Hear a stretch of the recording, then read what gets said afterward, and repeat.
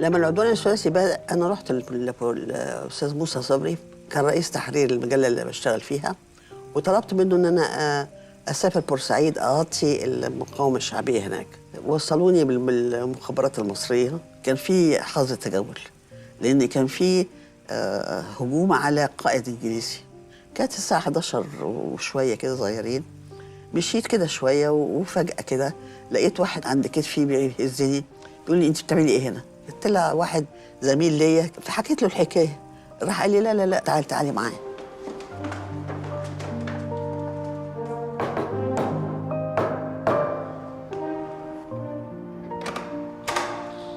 فخدني على بيت جدع حفظت الخط، عبارة عن أوضتين وصالة. قال لي أنت لسه بتكتبي على التيبرايتر؟ قلت له آه. قال لي طب إيه رأيك أنا عايزك تكتبي لي حاجة. لقيت نفسي بكتب المنشورات، فأنا خفت جدا جدا جدا، وخصوصا لما عرفت إن احنا قاعدة ببيت جنبيه مقر القوات الإنجليزية. ما عادش حالة الخوف اللي أنا كنت في أول مرة حسيت بيها، إنما تاني مرة وثالث مرة ورابع مرة كان عادي جدا جدا. عوقتي؟ انا ما اتاخرتش ولا حاجه، انا جيت في ميعادي بالظبط، بس فضلت واقفه في الشارع 10 دقايق عشان كنت بشوف لو في حد ماشي ورايا ولا حاجه.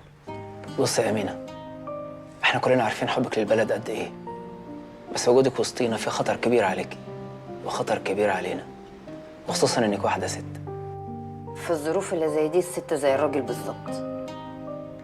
انا مش عايزه اصحى بكره الصبح والاقي بلدي راحت مني، وكمان مش عايزه الاجيال اللي جايه ما تعرفش الابطال اللي ضحوا بروحهم عشانها.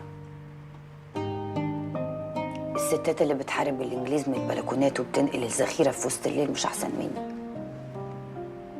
انا بقلمي هكتب كل حاجه خطوه خطوه، ان شاء الله حتى لو اموت.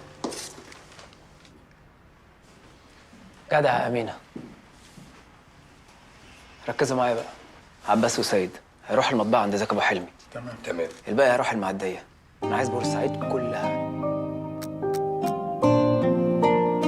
كانت المقاومة الشعبية نقطة تحول في تاريخ البشرية الحديث.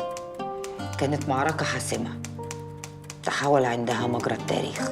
تاني يوم لقيت المنشور ده كان بيتوزع على الناس في بورسعيد. بقول لك يا أمينة، أنا عايزك لما تكتبي عننا بقول إن إحنا ناس عادية عادية جدا، لا بنطير ولا بنخش في الحيط ولا بنختفي، بس اللي بيجي على بلدنا بناكله بسناننا، عشان اللي جاي بعد كده يعرف إنه لو عاوز هيقدر. الفاتحة. دول كانوا أبطال حقيقيين، وكل ما افتكرهم بقرا لهم الفاتحة.